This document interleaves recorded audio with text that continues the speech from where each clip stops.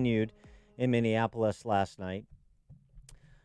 You have politicians beginning to weigh in beyond just the matter of whether or not the officer involved in killing George Floyd should be charged with murder.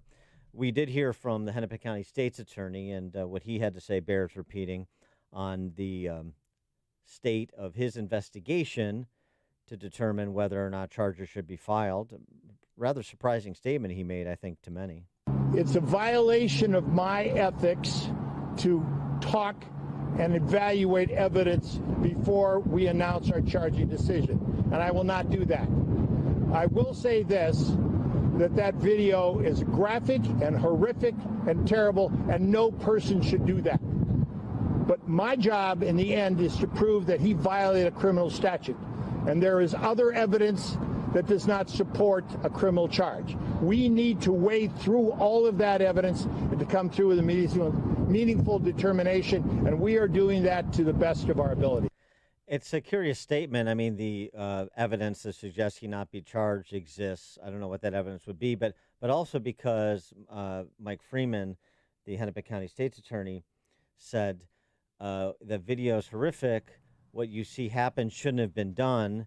Well, if it shouldn't have been done and what shouldn't have been done resulted in the death of someone, that by definition is a chargeable offense. Right. And there was new video released yesterday showing all three officers on their knees pinning him down.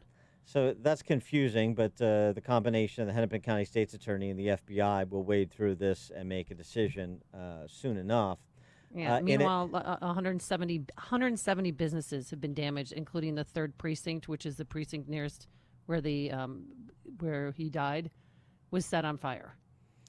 Well, I understand, and the response from most of the D.C. press corps is something akin to what Ali Velshi from MSNBC offered us as he's standing in front of a burning business. I want to be clear in how I characterize this. This is mostly a protest.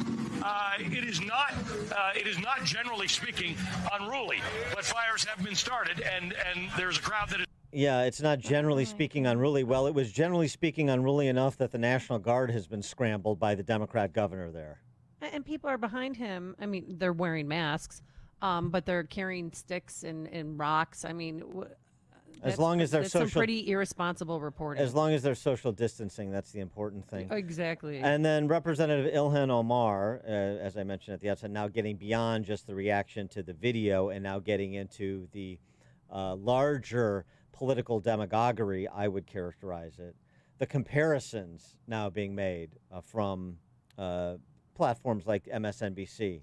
The police response to reopen rally-goers as compared to the police response to people burning down businesses. There's racism afoot. And what some have pointed out as a sharp contrast between the protest that we saw last night with the police using rubber bullets, tear gas, police in riot gear, with the scenes of armed protesters that we've seen over the past couple of weeks pushing for reopenings at state capitals, in some cases folks with guns, and the police reacting to those for the most part non-violently, without any tear gas, without any desire to try to disperse them. How do you process that? How do you explain that for people who are watching this contrast in America today? There's really no way to process that.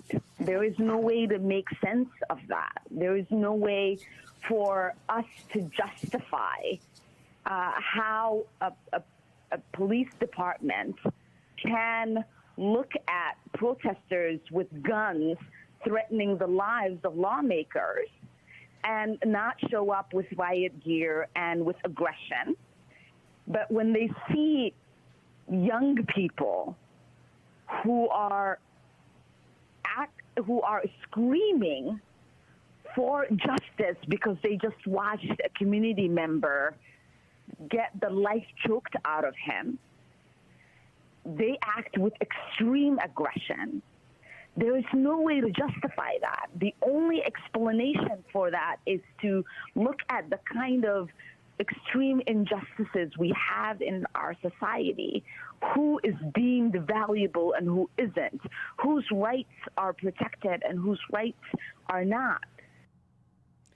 Yeah, I don't think the screaming for justice for George Floyd was the issue. I think it was the burning down Target and Wendy's was And the issue. I and also an think apartment building. I also think with respect to the rally goers, I suppose you could order a preemptive strike against peaceful rally goers if you'd You like. can't compare the two. Well, Oh my! And that's also, what we're I mean, getting. That's what we're getting. Reopen rally goers. Are they busting into Target and taking whatever the heck they want?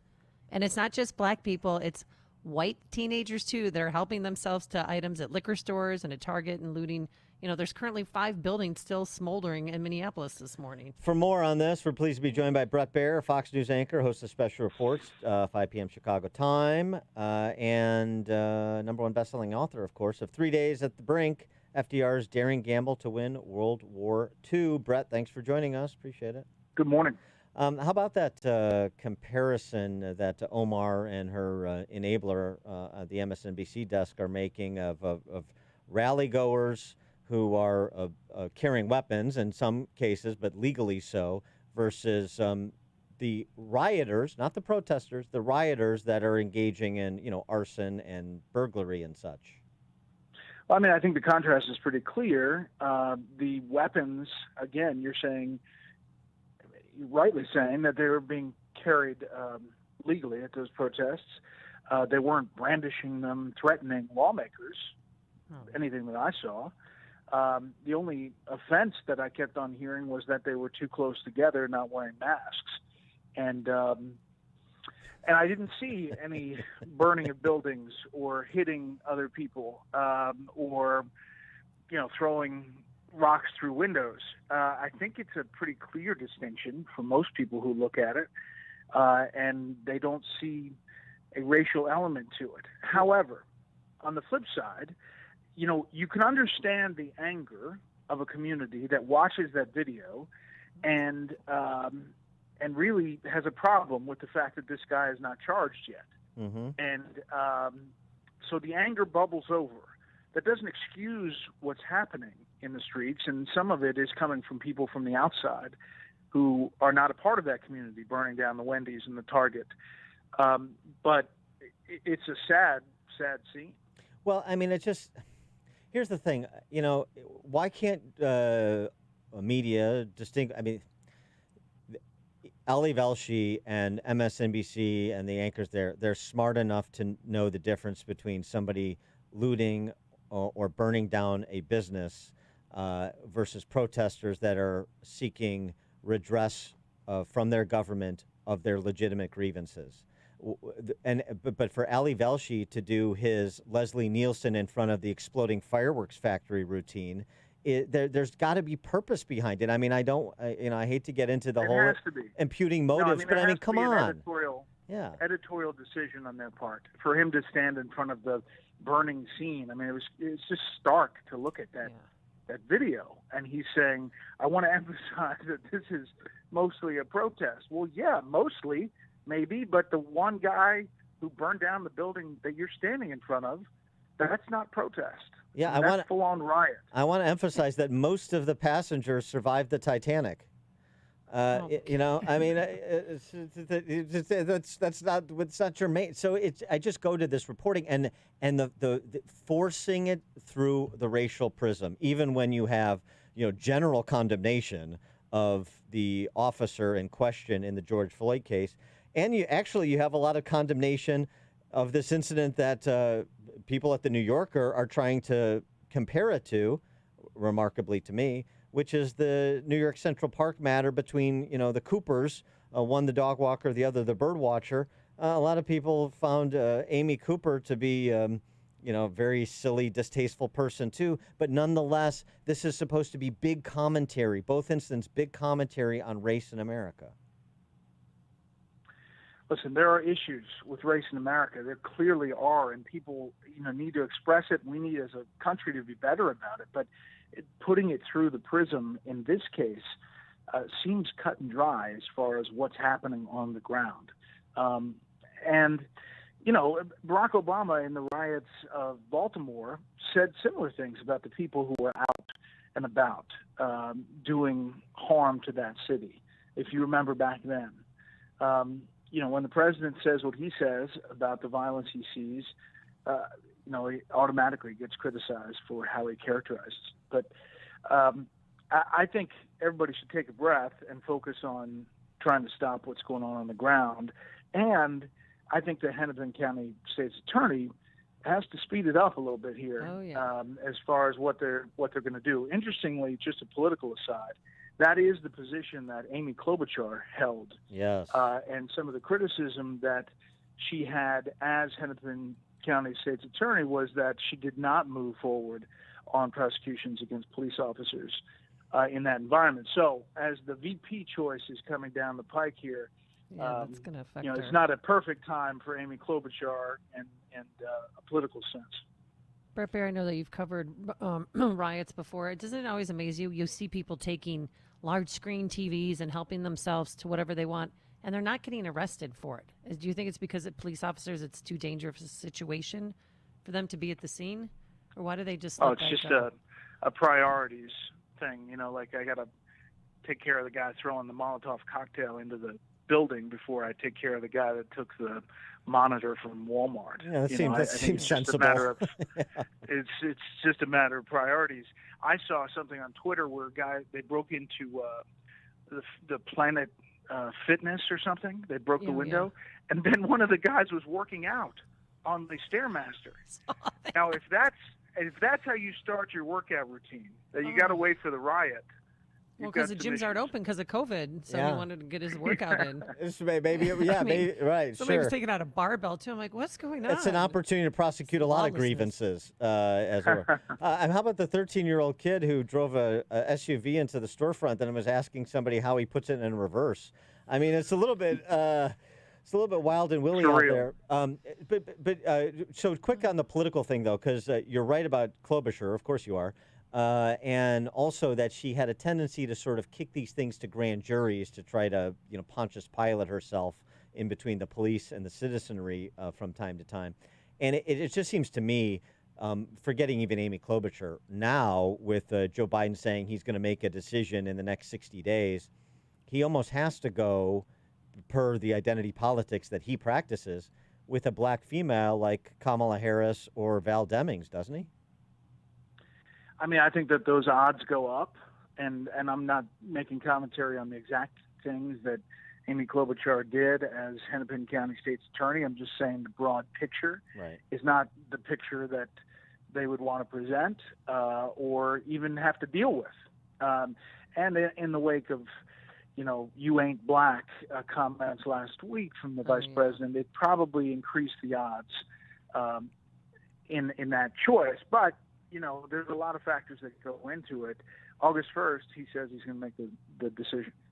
I wanted to also, just on the conversation, you talked about the need for the conversation to improve and obviously the violence to stop. And again, of course, yes. It seems to me the reporting on this, generally speaking here, it would be a lot more helpful, much like we talk about with respect to the pandemic or just about anything else, if some context was given. Context. And just looking at national data, in 2018, there were 223 blacks killed by police, in total, legitimately, like good shoot, bad shoot, whatever. 223 blacks out of 903. So that represents 25% of all people killed by police in America in 2018. And blacks were twice as likely as with respect to their percentage of the population. But in 2018, there were 7,407 blacks murdered in total. They represented more than half of the total number of people murdered, and even though they're, again, only 12% of the population. And 88% of the suspected killers were also black. So in terms of the fundamental problems of safety and protecting people, and particularly protecting people that are disproportionately victims of violent crime at anybody's hands, talking about rank order priority, the rank order priority probably isn't with respect to basically one-off incidents with police in a country of 330 million people and 40 million blacks. Yeah, I just think it gets dangerous to go down the stats road. I think there's a bigger issue in our country about race that we have to still deal with, and the anger and the feeling of income inequality and why those situations are developing. You can go down all kinds of roads. But the bottom line is that we as a country have to be better about it. When you get into the specific stats and who should be, at blame, I think, you touch a lot of nerves. Right. But you're right. They're numbers.